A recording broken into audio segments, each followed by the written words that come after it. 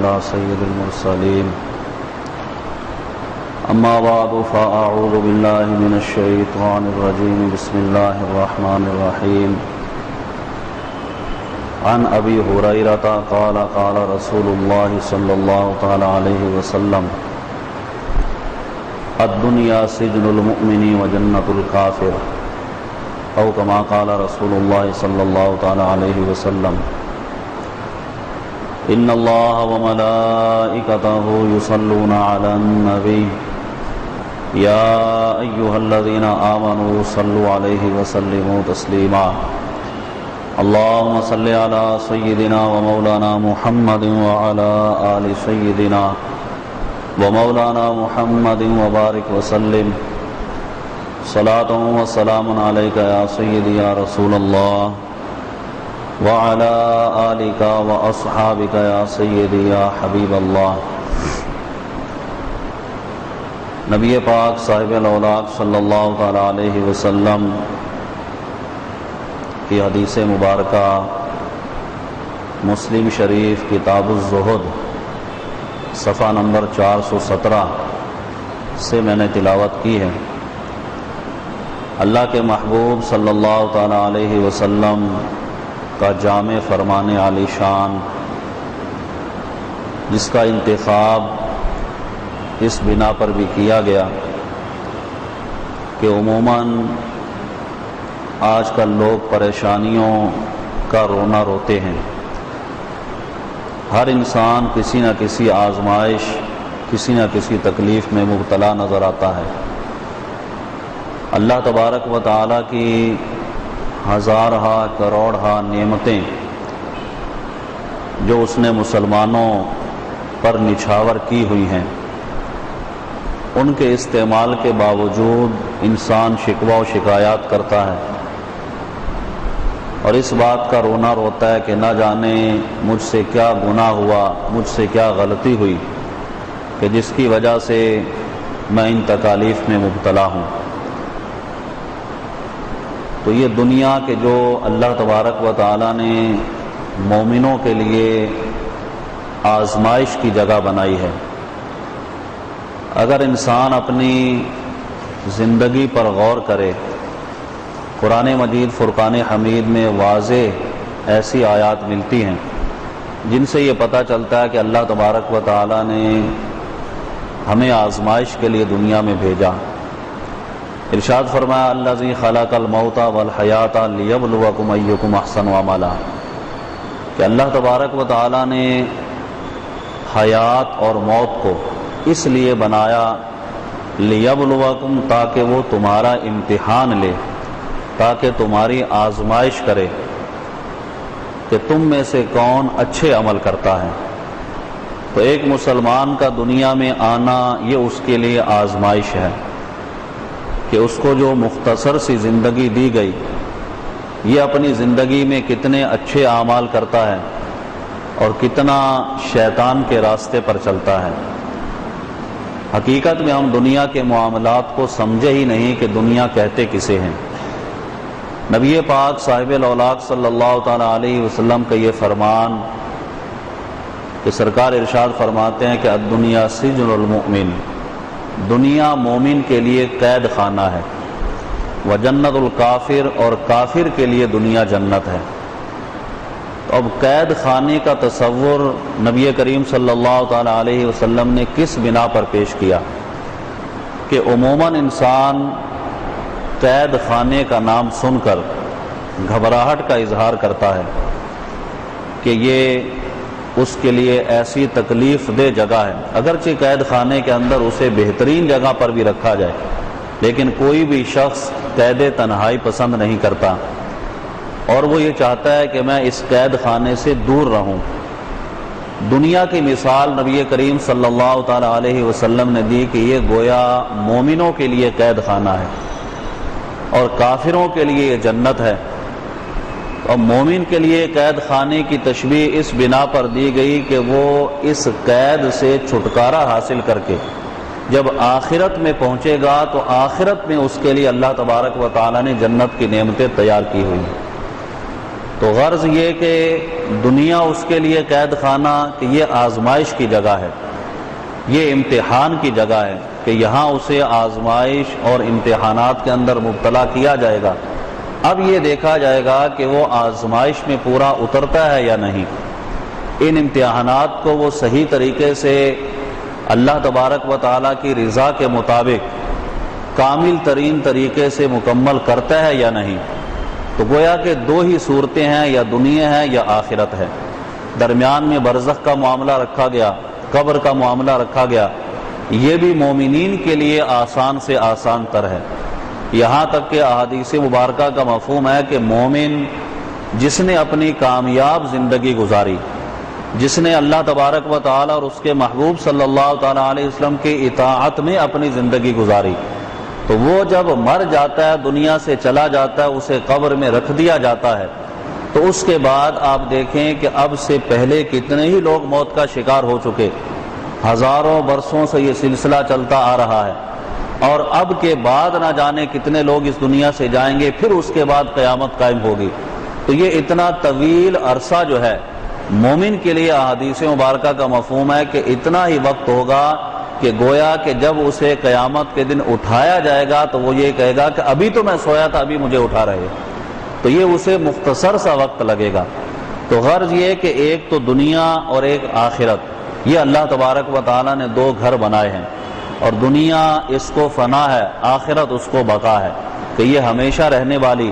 اللہ کے محبوب صلی اللہ تعالیٰ علیہ وسلم نے اسی لیے ارشاد فرمایا کہ آخرت جو ہے حقیقتاً یہی مومن کی جنت ہے۔ تو اگر ہم دیکھیں اور غور و فکر کریں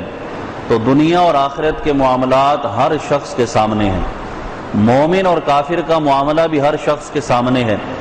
نبی پاک صاحب الاولاق صلی اللہ تعالیٰ علیہ وسلم سے بڑھ کر اللہ کا محبوب کون ہوگا؟ وہ ہستی کہ جن کے لیے اس کائنات کو سجایا گیا، جن کے لیے اس کائنات کو بنایا گیا۔ اللہ کے محبوب صلی اللہ تعالیٰ علیہ وسلم پر کیسی آزمائشیں، کیسی تکالیف آتی تھیں، یہ اگر موازنہ کرنا چاہیں تو فرعون کے جس نے انا ربکم الاعلی کہا کہ معاذ اللہ میں تمہارا سب سے بڑا خدا ہوں، اور 400 سال تک وہ یہ نعرہ لگاتا رہا،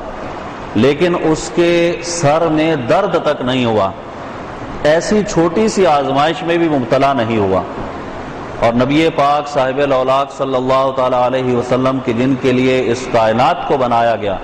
سرکار دو عالم علیہ السلام کو جب بخار ہوتا، اس کی شدت کی کیفیت کا اندازہ اس سے لگائیں۔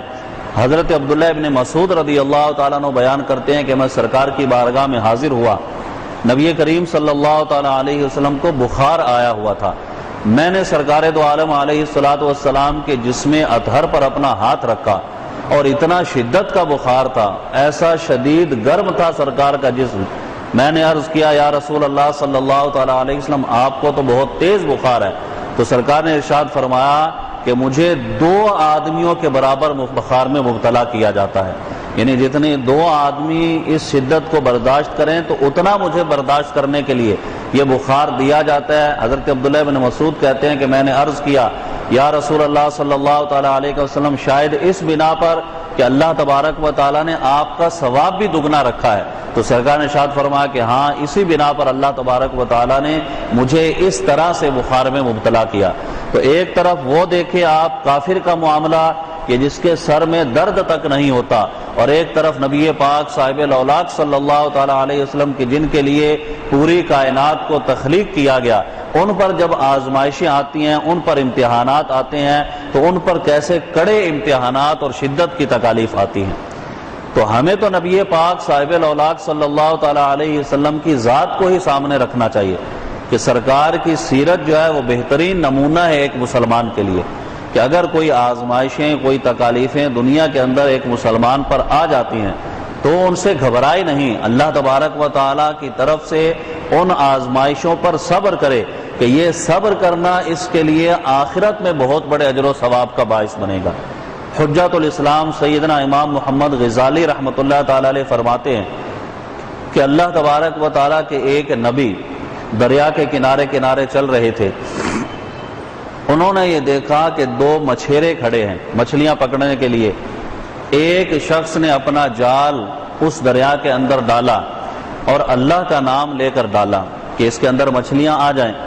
دوسرا شخص تھا اس نے شیطان کا نام لے کر جال ڈالا. امام غزالی رحمۃ اللہ تعالی علیہ فرماتے ہیں کہ اللہ کے اس نبی نے یہ دیکھا کہ جس نے اللہ کا نام لے کر جال ڈالا تھا جب باہر نکالا تو اس میں ایک بھی مچھلی موجود نہیں ہے، اور جس نے شیطان کا نام لے کر جال ڈالا تھا اس نے جب باہر نکالا تو مچھلیوں سے بھرا ہوا. اللہ تبارک و تعالیٰ کی بارگاہ میں اس نبی نے یہ عرض کیا کہ یا اللہ یہ کیا معاملہ ہے. رب کریم نے فرشتوں کو حکم دیا کہ ان دونوں کے بعد کے احوال ان پر ظاہر کر دو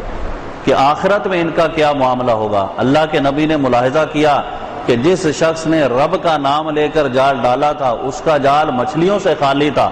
اس پر یہ آزمائش آئی، اس پر یہ تکلیف آئی، اس کا دل بھی دکھا کہ میرے جال میں کوئی مچھلی نہیں آئی. جب اس کا مقام آخرت میں اللہ کے نبی نے دیکھا تو یہ دیکھا کہ جنت میں عالی شان مکان اس کے لیے بنا ہوا ہے، بہترین قسم کا مکان بنا ہوا ہے جس میں اس آدمی کے لیے رہائش رکھی جائے گی.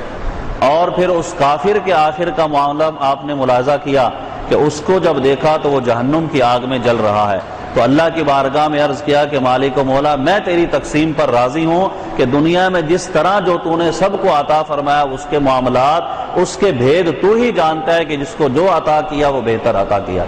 تو یہ سب چیزیں ایک مومن کے لیے صبر کرنے اور اللہ تبارک و تعالیٰ کی نعمتوں پر شکر کرنے کا باعث بنتی ہیں کہ ہمارے سامنے جب نبی پاک صاحب الاولاق صلی اللہ تعالیٰ علیہ وسلم کی سیرت کے معاملات آتے ہیں، جب ہم سرکار دو عالم علیہ الصلوۃ والسلام کے صحابہ کرام علیہم رضوان پر جو آزمائشیں آئیں ان کو دیکھتے ہیں تو ان کو دیکھ کر ایک مسلمان کی ڈھارس بنتی ہے کہ اللہ تبارک و تعالیٰ نے یہ اگر مسلمان کو کسی آزمائش میں مبتلا بھی کیا تو یہ اس کے لیے برا نہیں ہے بلکہ اس کے لیے دنیا و آخرت میں اجر و ثواب کا باعث ہے. حدیث میں تو یہاں تک ارشاد فرمایا کہ اگر کسی مومن کو کانٹا تک چبھ جاتا ہے،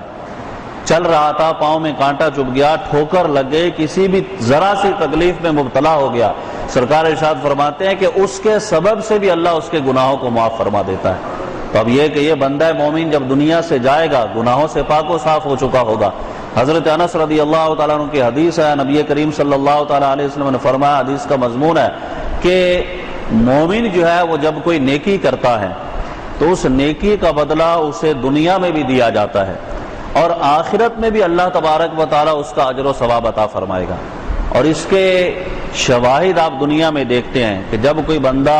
نیکی کی طرف گامزن ہوتا ہے، نمازوں کی پابندی کرتا ہے، اللہ تبارک و تعالیٰ کی رضا کے کام کرتا ہے تو اللہ تبارک و تعالیٰ اس پر اپنی برکتوں کے دروازوں کو کھول دیتا ہے، اس پر اپنی رحمتیں نچھاور کرتا ہے. یہ بندہ تکالیف سے بھی بچتا ہے، آسانیاں بھی اسے ملتی ہیں، اور اگر کبھی آزمائش کے طور پر تکلیف میں مبتلا ہوتا بھی ہے تو اللہ اسے صبر کی توفیق عطا فرما دیتا ہے. تو گویا کہ یہ بندہ مومن جب نیکیاں کرتا ہے تو اللہ تبارک و تعالیٰ اس کا بدلہ دنیا میں بھی اسے دیتا ہے، اور یہ نہیں کہ دنیا میں مل گیا تو آخرت میں نہیں ملے گا، آخرت میں بھی اس کے لیے اجر و ثواب تیار کیا ہوا ہے. اور کافر شخص جو ہے جب وہ کوئی اچھا کام کرتا ہے، بے شمار کفار کو بھی آپ دیکھتے ہیں کہ وہ لوگوں کی بھلائی کا کام کر دیتے ہیں، بعض بد مذہب لوگ بڑا بڑا بھلائی کا کام کرتے ہوئے نظر آتے ہیں، تو اب ہوتا کیا ہے کہ ان کا بدلہ ان کو دنیا میں دے دیا جاتا ہے. وہ اللہ کی جو نعمتیں استعمال کر رہے ہیں، ہوا، پانی، یہ سب اللہ کی نعمتیں ہیں اور ان نعمتوں پر بھی اس کا شکر ادا کرنا چاہیے. بندہ ذرا غور کرے کہ تھوڑی دیر کے لیے ہوا بند ہو جائے تو انسان کا سانس لینا مشکل ہو جائے. اللہ تبارک و تعالیٰ کی ایسی ایسی نعمتیں جو اس نے کافروں کو بھی دی ہیں، مومنوں کو بھی دی ہیں، ہر شخص کو دی ہیں. تو گویا کہ ان کافروں کو یہ نعمتیں دنیا میں جب ملتی ہیں اور دنیا میں اس کا بدلہ دے دیا جاتا ہے، جب وہ مرتے ہیں تو آخرت میں ان کے لیے کوئی اجر و ثواب نہیں رکھا گیا. وہ آخرت میں دوزخ کا ایندھن بنیں گے، دوزخ کے اندر جائیں گے. لیکن مومن کی یہ شان بیان کی گئی کہ دنیا میں بھی اجر و ثواب پاتا ہے، دنیا میں بھی نیکیوں کا بدلہ ملتا ہے، اور مرنے کے بعد قبر میں بھی اس کے لیے راحتیں ہیں، اور جب حشر کے میدان میں اٹھے گا تب اللہ تبارک و تعالیٰ نے اس کے لیے جنت کی نعمتیں تیار کی ہیں. اور وہ نعمتیں ایسی کہ جن کا انسان تصور بھی نہیں کر سکتا. یعنی صرف مثالیں دے کر سمجھایا گیا جنت کی نعمتوں کے بارے میں، لیکن اس کے بارے میں کوئی تصور اور غور و فکر بھی نہیں کر سکتا کہ وہ کیسی نعمتیں ہوں گی. اور یہ تھوڑی سی زندگی جو ہمیں ملی ہے اس پر اگر غور و فکر کریں تو اب انسان جوانی میں ہے، اس کے بعد بڑھاپا، اعضاء انسان کے کمزور ہو جاتے ہیں۔ غرض یہ کہ انسان کی اپنی حیات میں تغیر و تبدل آتا ہے، ایک جیسا وقت اس پر نہیں رہتا، اور اسی طرح کبھی اس پر آسانی ہے تو کبھی تنگی ہے، کبھی مشکلات کا شکار ہے تو کبھی اس پر جو ہے وہ مطلب فراخی ہے۔ لیکن مسلمان کی شان یہ ہے کہ وہ اس دنیا کو باقی دنیا نہیں سمجھتا بلکہ فنا ہونے والی دنیا سمجھتا ہے، اور یہ سمجھتا ہے کہ مجھے یہ تھوڑا سا وقت جو اس دنیا میں گزارنے کے لیے دیا گیا، یہ بطور آزمائش، بطور امتحان دیا گیا، مجھے اللہ تبارک و تعالیٰ کی بارگاہ میں پیش ہونا ہے، وہاں اپنے اعمال کا حساب دینا ہے۔ تو اس اپنی زندگی کے تغیر و تبدل پر بھی اگر انسان غور کرے، امام یافعی رحمۃ اللہ تعالیٰ علیہ روض الریاحین میں ایک روایت نقل کرتے ہیں کہ حضرت عبداللہ ابن مالک ابن دینار یہ کسی مقام پر جا رہے تھے، اور جاتے جاتے انہوں نے دیکھا کہ بادشاہ کی لونڈی کی سواری جا رہی ہے، جاریہ اس کی جو تھی وہ سواری پر سوار تھی، زرق برق لباس پہنے ہوئے، اور اس کے ساتھ خدام کا میلہ لگا ہوا ہے، اور یہ سواری مطلب بہترین انداز میں جا رہی تھی۔ حضرت مالک ابن دینار رضی اللہ تعالیٰ عنہ انہوں نے جب اس سواری کو دیکھا، اس لونڈی کو دیکھا کہ بہترین لباس میں ملبوس ہے، اور مطلب ہے کہ اس طریقے سے شان و شوکت کے ساتھ جا رہی ہے، آپ کو یہ اس کے ٹھاٹھ باٹھ دیکھ کر اور آخرت کے معاملات کو دیکھ کر غیرت آئی، آواز دی، ارشاد فرمایا کہ اے لونڈی، کیا تیرا مالک تجھے بیچنا چاہتا ہے؟ وہ تجھے فروخت کرے گا؟ تو لونڈی نے جب غور و فکر کیا، دیکھا ایک بزرگ آدمی کی طرف کہ بالکل مطلب لباس ان کا ایسا کہ جس میں کوئی شان و شوکت کا اظہار نہیں، اور وہ یہ چاہ رہے ہیں کہ مجھے خریدیں، ان کے پاس اتنا مال کہاں کہ مجھے خرید سکتے ہیں۔ تو اس لونڈی نے کہا کہ کیا تم مجھے خرید لو گے؟ تو حضرت مالک ابن دینار نے کہا کہ ہاں میں تجھے خریدنے کی طاقت رکھتا ہوں، تجھے خرید لوں گا۔ تو اس لونڈی نے کہا کہ چلو ان بزرگ کو ساتھ ہی لیے چلتے ہیں، تھوڑی دیر ہنسی مذاق ہی ہو جائے گا۔ بادشاہ کے پاس لے جا کر ان کو کھڑا کر دیا اور کہا کہ یہ مجھے خریدنا چاہتے ہیں۔ اب بادشاہ نے حضرت مالک ابن دینار کی طرف دیکھا اور کہا کہ تم نے یہ کہا کہ اس لونڈی، اس جاریہ کو خریدنا چاہتے ہو؟ حضرت مالک ابن دینار نے کہا کہ ہاں میں خریدنا چاہتا ہوں۔ بادشاہ نے یہ کہا کہ تم اس کی کیا قیمت دے سکتے ہو؟ کتنی اس کی قیمت ہے جو تم ادا کر سکتے ہو؟ تو حضرت مالک ابن دینار نے کہا کہ میرے نزدیک اس جاریہ کی قیمت جو ہے وہ 2 کھجور کی گٹھلیاں، وہ بھی ایسی کہ جو بالکل سڑی ہوئی ہیں، وہ اس کی قیمت ہے۔ اب جب حضرت مالک ابن دینار نے یہ کہا تو سارے درباری جو تھے وہ حیران اور پریشان کہ اس قدر حسین و جمیل لونڈی، اس کی قیمت ان بزرگوں نے یہ لگائی کہ 2 کھجور کی گٹھلیاں۔ بادشاہ نے کہا کہ یہ قیمت تم نے کس اعتبار سے لگائی؟ تو آپ نے ارشاد فرمایا کہ اس وجہ سے کہ اس کے اندر کئی طرح کے عیب ہیں۔ بادشاہ نے کہا کہ بتاؤ اس کے اندر کیا عیب ہیں؟ حضرت مالک ابن دینار نے کہا کہ اگر یہ اپنے سر کے بالوں میں کنگھا نہ کرے تو اس کے سر میں سے بدبو آنے لگے، اگر یہ اپنے دانتوں کو صاف نہ کرے تو اس کے منہ میں سے بدبو آنے لگے، اگر جو ہے یہ اسی حالت پر قائم نہ رہے اور رہے گی بھی نہیں کہ اسے جوانی کے بعد بڑھاپا بھی آئے گا، اس میں تغیر و تبدل بھی ہوگا، پھر یہ کہ اس کی محبت جو تمہارے ساتھ ہے وہ اس بنا پر نہیں بلکہ اپنی غرض کی وجہ سے تجھ سے محبت کرتی ہے، اگر کسی اور کے پاس چلی جائے تو تجھ سے جو ہے وہ بے وفائی کر کے اس سے محبت کرنے لگ جائے۔ اس قدر عیب ہونے کے باوجود اس کی قیمت بتاؤ کہ 2 کھجور کی گٹھلیوں سے بڑھ کر کیا ہو سکتی ہے۔ اب بادشاہ نے یہ کہا کہ کیا تمہارے پاس کوئی ایسی لونڈی بھی ہے، کوئی ایسی جاریہ ہے کہ جو اس سے کہیں بڑھ کر ہو اور اس کے اندر یہ عیب بھی موجود نہ ہو؟ حضرت مالک ابن دینار نے کہا کہ بالکل میرے پاس لونڈی ایسی موجود ہے، اور ایک نہیں کئی لونڈیاں ایسی ہیں کہ جو اللہ تبارک و تعالیٰ تمہیں دے گا، اور وہ ایسی لونڈیاں ہیں کہ جو مشک اور زعفران سے بنائی ہوئی ہیں۔ اللہ تبارک و تعالیٰ نے ان کو تیار کیا ہے کہ اگر ان میں سے کوئی جاریہ کنویں کے اندر اپنا تھوک ڈال دے تو اسے شہد سے زیادہ میٹھا بنا دے، اگر وہ اپنا ہاتھ جو ہے وہ دنیا کے اندر ظاہر کر دے، اس کے کنگن کی روشنی کے سامنے سورج کی روشنی مان پڑ جائے۔ ایسی بہترین لونڈیاں، ایسی بہترین جاریہ اللہ تبارک و تعالیٰ نے بنا رکھی ہے۔ بادشاہ نے پوچھا کہ اس کی قیمت کیا ہے؟ آپ نے ارشاد فرمایا کہ اس کی قیمت یہ ہے کہ جب سب لوگ سو رہے ہوں تو رات کو اٹھ کر اللہ کی بارگاہ میں 2 رکعت نفل ادا کر دینا، 2 رکعت نفل ادا کر دینا، تو اس کے بدلے اللہ تبارک و تعالیٰ تجھے وہ بہترین لونڈی عطا فرما دے گا۔ اگر تو کہیں جا رہا ہو راستے میں دیکھے کہ کوئی تکلیف دہ چیز ہے جس سے مسلمان کو نقصان ہوگا، اس کو راستے سے ہٹا دینا، یہ اس لونڈی کی قیمت ہے کہ مسلمان کے ساتھ تو نے خیر خواہی کر دی، اللہ تجھے وہ لونڈی عطا فرما دے گا۔ اس لونڈی کی قیمت یہ ہے کہ جب تو کھانا کھانے لگے تو بھوکوں کو بھی یاد کر لینا، ان کے کھانے کا بھی کبھی انتظام کر دینا، اس کے بدلے میں اللہ تجھے وہ لونڈی عطا فرما دے گا۔ غرض یہ کہ اللہ کی اطاعت و عبادت کرے گا تو اللہ تبارک و تعالیٰ تجھے وہ لونڈی عطا فرما دے گا جو اس نے مشک اور زعفران سے بنا رکھی ہے۔ اس پر بادشاہ نے کہا کہ جب یہ سب نعمتیں رب تبارک و تعالیٰ نے اس قدر عبادت کے بدلے میں رکھی ہے تو کیوں نہ انہی نعمتوں کو استعمال کیا جائے اور پھر ان نعمتوں کے حصول کی کوشش کی جائے۔ اس نے بھی جو ہے وہ اپنا لباس اتارا، ٹاٹ کا لباس پہنا، اللہ کی عبادت میں مشغول ہو گیا، اور وہ جاریہ جو تھی اس نے بھی اللہ تبارک و تعالیٰ کی بارگاہ میں سچی توبہ کی اور اللہ تبارک و تعالیٰ کی عبادت کی طرف گامزن ہو گئی۔ غرض یہ کہ عبادت کرتے ہوئے دونوں کا انتقال ہوا۔ امام یافعی رحمۃ اللہ تعالی فرماتے ہیں کہ یہ تو دنیا کے معاملات میں ان کے بدلے کا ذکر کیا گیا، لیکن اللہ تبارک و تعالیٰ نے عبادت کا حقیقی اجر تو کل قیامت میں بندے کو عطا کرنا ہے کہ ہم جو نماز پڑھتے ہیں، روزے رکھتے ہیں، جو عبادات کرتے ہیں، ان کے ظاہری ثمرات ہم دیکھتے ہیں کہ اللہ تبارک و تعالیٰ بندے سے خوش ہوتا ہے، اس پر اپنی رحمتوں کے دروازے کھولتا ہے، حالانکہ اس رب کریم کو ہماری عبادت کی کوئی حاجت نہیں ہے۔ اگر کوئی شخص نماز نہ پڑھے، اپنی زندگی گناہوں میں گزار دے تو اللہ کا کوئی کچھ نہیں بگاڑ سکتا۔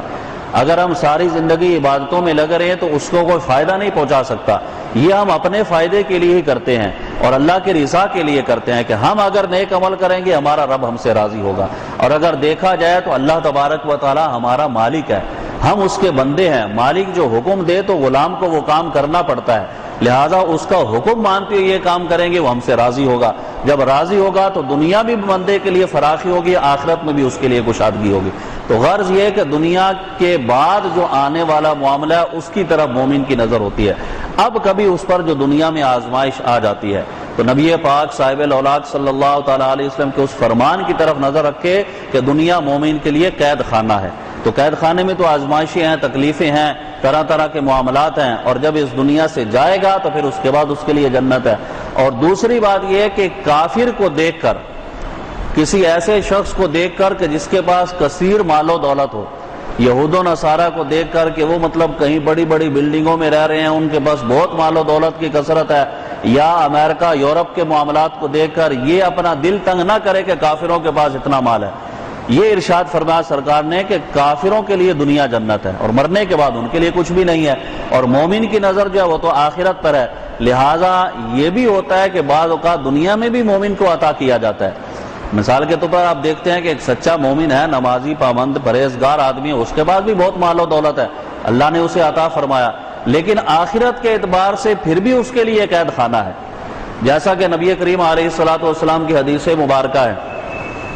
مشکات شریف میں حدیث موجود ہے کہ کل بروز قیامت دو بندے رب کی بارگاہ میں پیش کیے جائیں گے۔ ایک وہ کہ جو دنیا کے اندر تکالیف ہی تکالیف میں مبتلا رہا، بہت زیادہ تکالیف میں اس نے اپنی زندگی گزاری، جیسا کہ بعض اوقات آدمی یہ سوچتا ہے کہ میں اتنے عرصے سے تکالیف میں مبتلا ہوں، نہ جانے میری تکالیف دور کیوں نہیں ہوتی، مجھ پر اتنی آزمائشیں ہیں، یہ آزمائشیں ختم کیوں نہیں ہوتی۔ اسی اللہ تبارک و تعالیٰ کا شکر ادا کرتے رہنا چاہیے اور اپنی تکالیف پر، آزمائشوں پر صبر بھی کرتے رہنا چاہیے کہ بعض اوقات اللہ تبارک و تعالیٰ کو اس کا یہ تکالیف میں رہنا یہ اس اعتبار سے پسند ہوتا ہے کہ یہ اس کے لیے اچھا اور بہتر ہے۔ حضرت سیدنا موسیٰ کلیم اللہ علیہ نبینا وعلیہ الصلوۃ والسلام ایک مرتبہ اللہ تبارک و تعالیٰ سے کلام کرنے کے لیے تشریف لیے جا رہے تھے، اور جب صحرا میں سے گزرنے لگے تو آپ کو ایک شخص نے آواز دی۔ آپ جب اس آواز کی طرف متوجہ ہوئے تو دیکھا کہ ایک آدمی ریت کے اندر دبا ہوا ہے، صرف اس کا یہ اوپر کا حصہ جو تھا ریت سے باہر تھا۔ تو آپ اس کی طرف گئے تو اس نے کہا کہ اے اللہ کے نبی، چاہیے تو یہ تھا کہ میں آپ کی بارگاہ میں حاضر ہوتا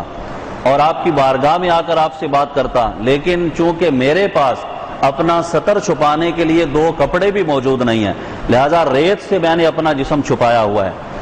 آپ اللہ سے کلام کرنے کے لیے جا رہے ہیں، اللہ کی بارگاہ میں یہ کہیے گا کہ مجھے بھی کچھ دنیا عطا کر دے تاکہ میں بھی فراخی کے اندر اپنی زندگی گزاروں۔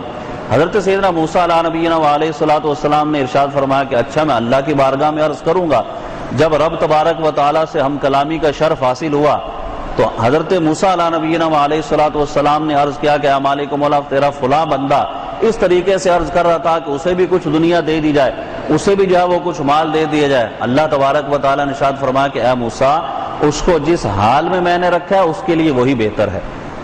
حضرت سیدنا موسیٰ علیہ نبینا علیہ الصلوۃ والسلام نے پھر عرض کیا کہ یا اللہ، وہ بہت اصرار کر رہا تھا، اسے تو عطا فرما دے۔ تو اللہ تبارک و تعالیٰ نے ارشاد فرمایا کہ اے کلیم، تمہارے کہنے پر اب اسے میں دنیا دیتا ہوں، اسے بتا دو جا کر کہ اسے دنیا ملے گی۔ آپ واپس آئے، اسے بتا دیا کہ تیرے لیے دنیا کی کشادگی ہے۔ اللہ تبارک و تعالیٰ نے اسے مال عطا کیا۔ اب جب اس کے پاس مال آیا تو مال آنے کے بعد شراب میں بھی مبتلا ہوا، ڈاکے بھی ڈالنے لگا، زناکاری میں بھی مبتلا ہوا، اور بالآخر جرائم کے اندر پھنس کر اسے سولی پر چڑھایا جانے لگا۔